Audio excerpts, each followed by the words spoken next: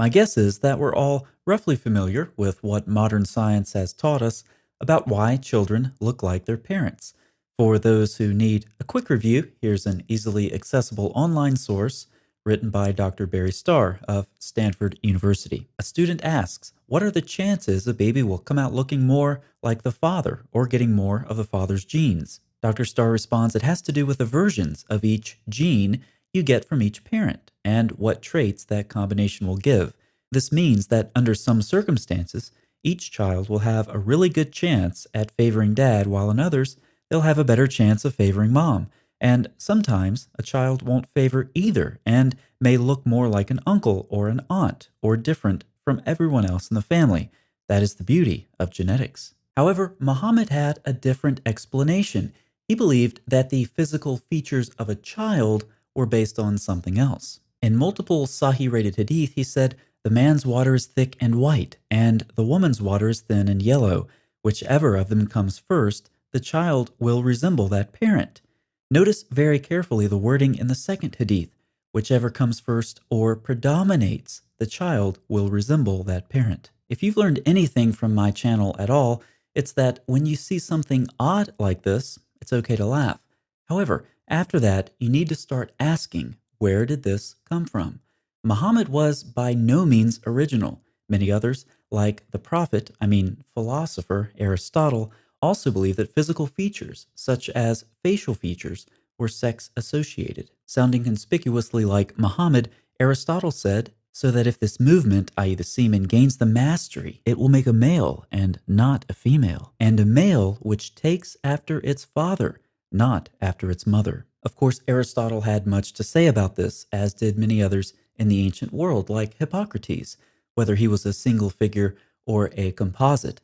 Much later, after Aristotle and Hippocrates, Galen said, if it happens that the similarity arises in accordance with the dominant semen, all the parts will become similar to that one of the parents whose semen dominates. Recall that this ancient widespread theory is exactly what we find Muhammad saying in the Hadith. But how did Muhammad come to learn this blatant scientific error? According to Sahih al-Bukhari, Abdullah bin Salam asked Muhammad a series of questions to test his prophethood.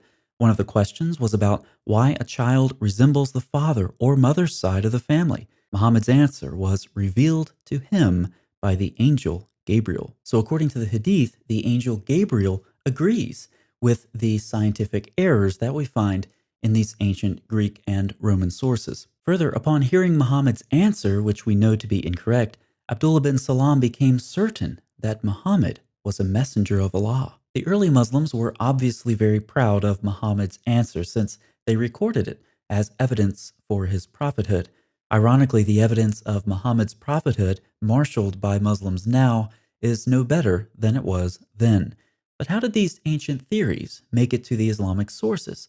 If you're familiar with my channel, again, you can already guess one very plausible answer. Many of the ideas about ancient Greek embryology are reflected in rabbinic literature, from which the Quran and Hadith frequently borrow, as I have shown in detail elsewhere. We'll save rabbinic embryology for another video, but let's just say that there are some striking similarities between what we find in this literature and the Islamic sources like the Hadith and the Quran.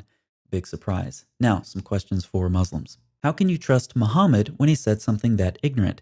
How can you trust Muhammad's angel to reveal the Quran reliably when he told Muhammad something that ignorant about embryology? Do you think the angel Gabriel also revealed this knowledge to the ancient Greek philosophers, where many of these ideas originated and developed? Should this be considered proof of their prophethood as well? Or would you prefer to deny all of the hadith mentioned? If so, what is your basis for denying the 3 Sahih narrations cited, which are attested in multiple collections? And what would this mean for the reliability of your hadith in general? First option. If Muhammad actually said this, he was clearly influenced by ancient biological theories that spread largely from the Greeks, and he was wrong. This is ironic given the claims modern Muslims make about the miraculous scientific knowledge embedded in their sources.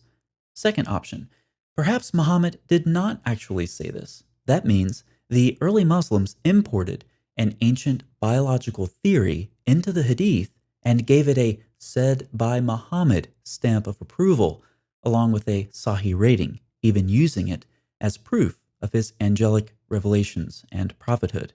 Did the early Muslims fabricate Sahih Hadith in trying to prove Muhammad was a prophet?